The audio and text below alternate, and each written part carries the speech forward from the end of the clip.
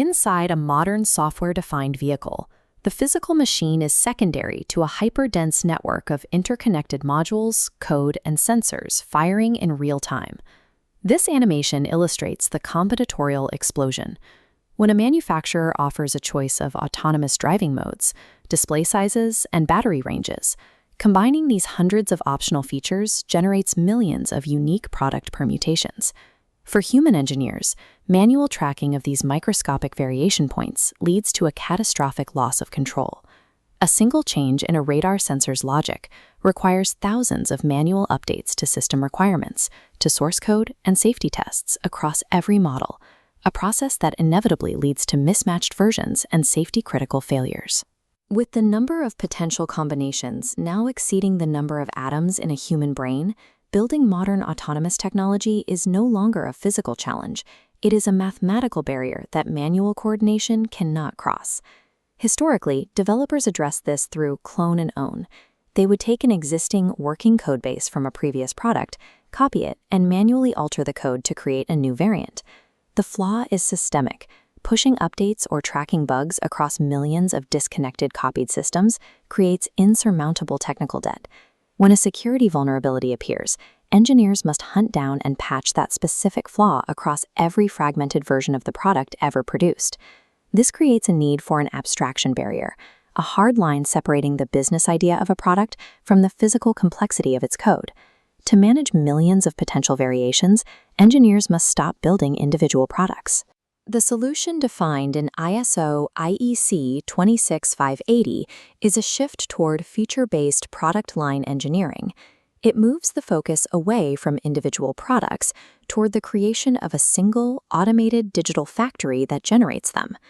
This three-tiered architectural diagram shows how the standard manages large organizations by enforcing a strict separation of concerns, dividing the factory into three distinct vertical layers.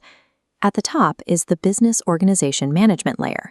Here, executives make strategic decisions and define the business logic, selecting which features to offer and setting the product strategy without needing to touch the underlying software. In the middle is the technical organization management layer. This is the factory floor, where systems engineers and architects design the rules of product variation and manage the master data assets. At the bottom is the technology layer. This houses the IT personnel and tool vendors who build the automated software infrastructure that makes the entire factory run. These strict layers prevent departmental friction. Every team member interacts with the system at their specific level of abstraction, keeping business strategy insulated from the mechanics of the code. The process starts with a feature catalog and a bill of features, or BOM. This is the primary abstraction tool. It operates on a simple rule. It tracks only the differences between products, ignoring the commonalities that stay the same. This diagram reveals what hides beneath that simple checklist. The BOM feeds into the shared asset superset, a massive 15% model containing every piece of code, hardware requirement, and test case for the entire product family. Bridging the two is the configurator, the automated mathematical brain. It takes the abstract BOM checklist and maps those choices to specific variation points buried inside the data tree. Once mapped, the configurator executes an automated pruning action. It strips away all unselected assets from the 150% model, requiring zero human intervention. The final output is the product asset instance, a pure, scaled-down 100% model that is structurally identical to the master tree, but customized for one specific product. This pipeline eliminates the traditional phase of application engineering, where teams manually adapt systems for a new product. It is now replaced entirely by automated math. Because the factory generates the code, engineers follow a single source of truth mandate. If a flaw is found in a deployed product, the engineers never fix the code of the individual instance.